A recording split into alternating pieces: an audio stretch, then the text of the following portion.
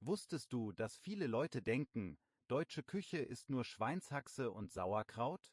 Das ist so ein Klischee und macht echt vieles unsichtbar. Dabei gibt es so viel mehr, ehrlich. Ja, total.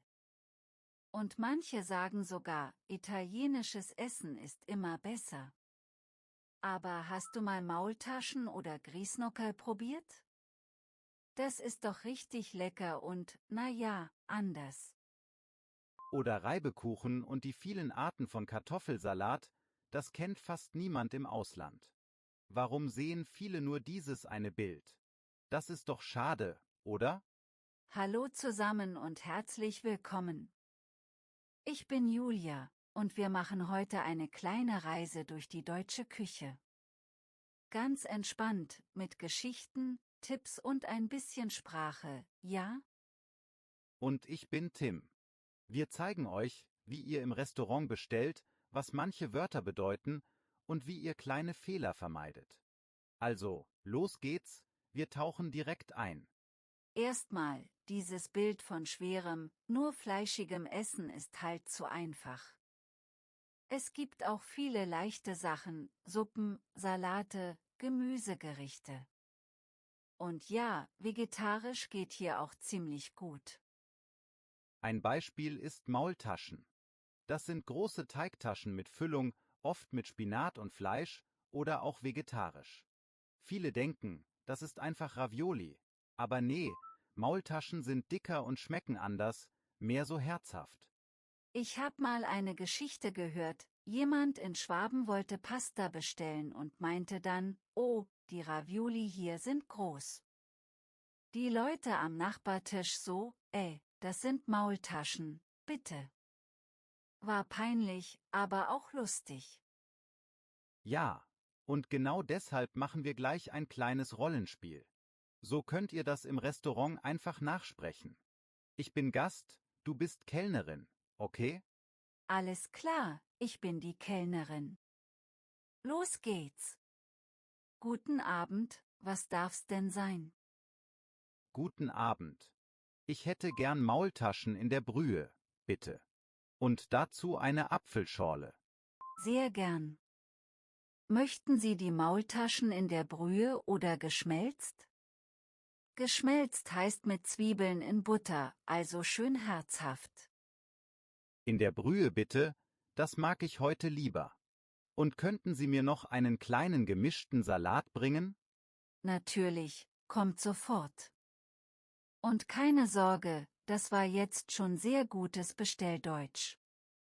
Raus aus der Rolle, ihr könnt auch fragen, was beliebt ist. Genau, gute Sätze sind, was empfehlen Sie? Haben Sie etwas Vegetarisches?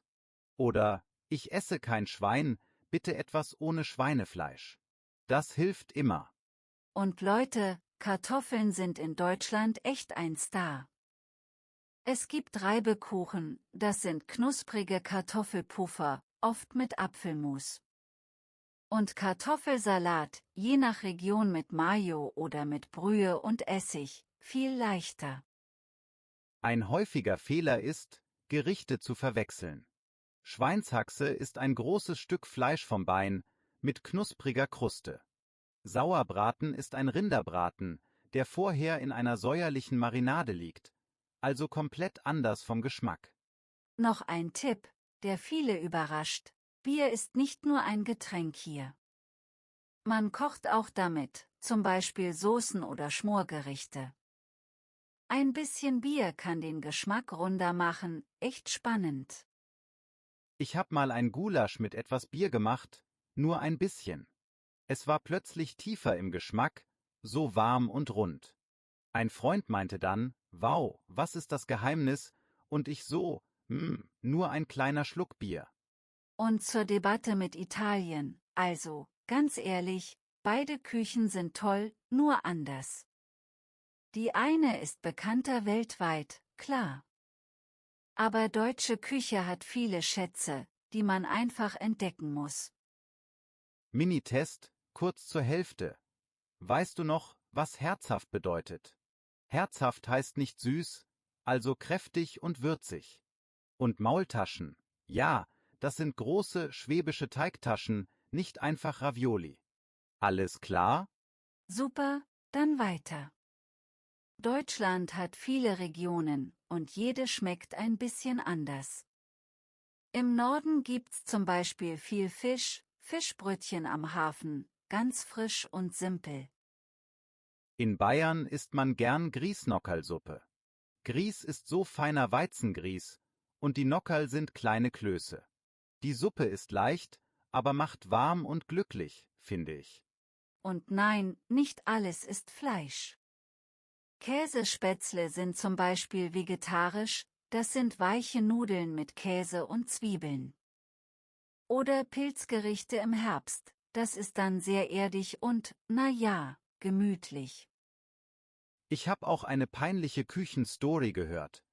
Jemand wollte eine deftige Soße machen und hat aus Versehen eine süße Soße genommen. Alle hatten so ein komisches Gesicht und dann großes Lachen. Seitdem steht auf der Flasche ganz groß süß oder herzhaft. Guter Tipp dazu, fragt einfach nach. Ist die Soße süß oder herzhaft? Klingt simpel, aber das rettet manchmal ein ganzes Essen, echt jetzt. Wollen wir noch ein zweites kleines Rollenspiel machen? Diesmal am Marktstand mit Kartoffelsalat. So hört ihr gleich die Wörter für die Sorten. Gern, ich bin die Verkäuferin. Hallo, wie kann ich Ihnen helfen? Wir haben schwäbischen Kartoffelsalat und den mit Mayo.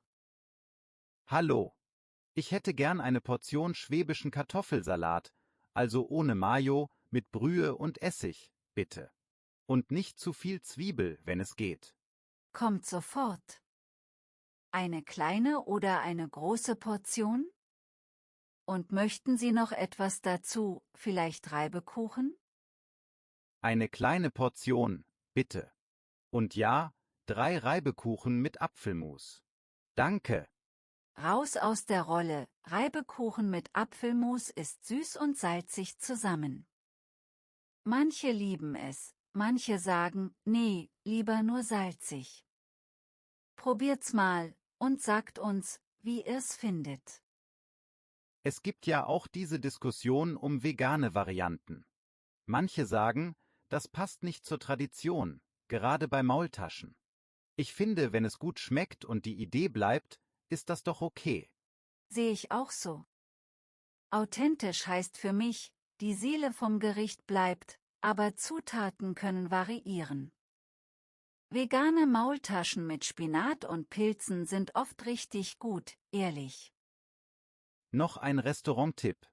Fragt nach der Mittagskarte oder dem Tagesgericht. Da gibt's oft ein gutes, günstiges Gericht und ihr probiert was Neues. Ein Satz ist: Haben Sie ein Tagesgericht? Wenn euch Portionen zu groß sind, sagt einfach, könnten wir teilen, bitte. Oder, haben Sie eine kleine Portion? Das ist hier ganz normal, also keine Angst. Beim Bezahlen ist die Frage wichtig. Zusammen oder getrennt? Zusammen heißt eine Rechnung. Getrennt heißt jeder zahlt für sich. Einfach sagen, wir zahlen getrennt, bitte. Und zum Trinkgeld, so um die 10% sind üblich, wenn ihr zufrieden seid. Ihr könnt auch sagen, stimmt so, und lasst ein bisschen extra. Nett lächeln hilft übrigens immer. Ich habe das erste Mal total nervös gesagt, stimmt so, danke. Ich habe mich danach sehr erwachsen gefühlt, haha. Kleine Dinge machen den Abend dann rund. Kochen zu Hause macht auch Spaß. Käsespätzle gehen, wenn ihr Spätzle fertig kauft, Zwiebeln anbraten, Spätzle mit Butter und Käse in die Pfanne, salzen, pfeffern, fertig. Dazu ein kleiner Salat, schon habt ihr ein deutsches Wohlfühlessen. Oder Bratkartoffeln. Vorgekochte Kartoffeln in Scheiben, Zwiebeln dazu, schön knusprig braten. Nicht zu viel bewegen, sonst werden sie matschig. Am Ende salzen, pfeffern, fertig. Noch ein paar Wörter, die helfen. Deftig heißt kräftig und eher schwer, leicht ist das Gegenteil. Beilage ist zum Beispiel Salat, Kartoffeln, Gemüse. Hauptgericht ist das große Gericht in der Mitte. Und für Allergien oder Wünsche, ich vertrage keine Nüsse. Oder ohne Schwein, bitte. Wenn ihr unsicher seid, sagt einfach, können Sie mir sagen, was drin ist? Jetzt ihr, was ist euer liebstes deutsches Gericht, und warum? Hattet ihr auch mal so einen lustigen Küchenfehl, vielleicht süße Soße statt herzhaft?